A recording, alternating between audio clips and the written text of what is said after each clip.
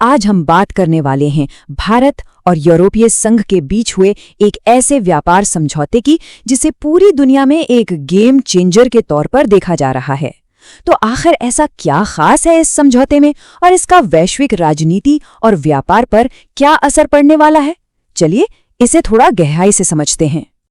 कई बड़े बड़े विश्लेषकों ने इसे सभी डील्स की जननी तक कह दिया है, और ये बात सिर्फ इसके आकार को नहीं बल्कि इसकी जटिलता और भविष्य पर इसके दूरगामी असर की तरफ भी इशारा करती है। तो आइए इस विशाल समझौते की एक एक परत को खोल कर देखते हैं। सबसे पहले तो ये समझना जरूरी है कि आखिर इस सौदे को इतना बड़ा क्यों कहा जा रहा है, और इसका जवाब छिपा है कुछ आंकड़ों में जो वाकई में हैरान करने वाले हैं। जरा सोचिए, ये समझौता दुनिया की लगभग 1/4 आबादी को सीधे सीधे प्रभावित करता है। भारत की 1.4 अरब की आबादी और यूरोपीय संघ के करीब 45 करोड़ लोग, ये दोनों मिलकर 2 अरब से भी ज्यादा लोगों का एक बहुत बड़ा, एक तरह से कहें तो एकीकृत बाजार बनाते हैं। और अगर हम अर्थव्यवस्था की बात करें तो ये दोनों मिलकर दुनिया की कुल जीडीपी का 25% हिस्सा बनाते हैं।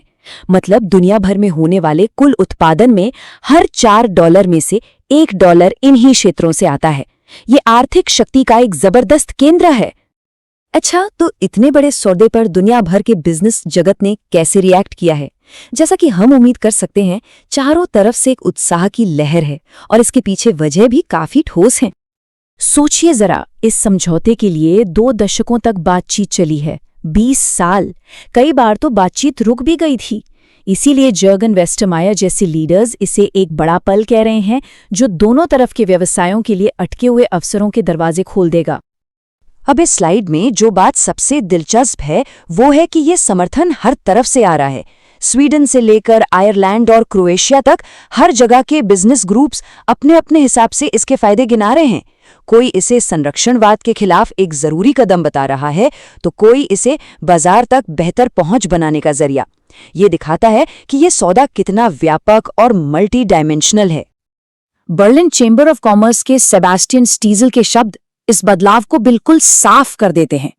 उनका कहना है कि अब भारत को भविष्य का बाजार नहीं बल्कि आज का बाजार माना जा रहा है।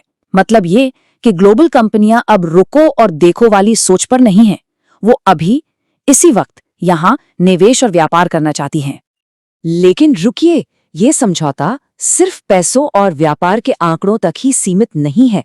इसके पीछे एक बहुत गहरी रणनीतिक साझेदारी भी बन रही है, जो अर्थशास्त्र से कहीं ज्यादा आगे की बात है।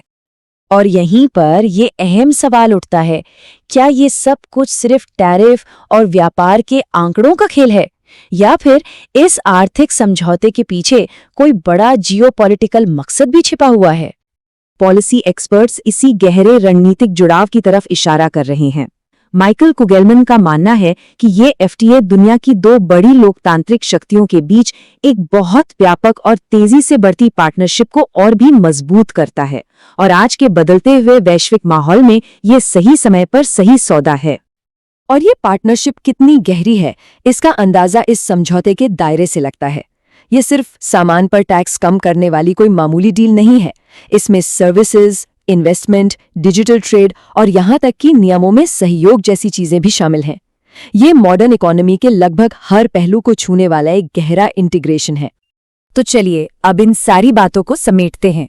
अगर हमें इस ऐतिहासिक समझौते को 3 मुख्य पॉइंट्स में समझना हो तो वो क्या होंगे?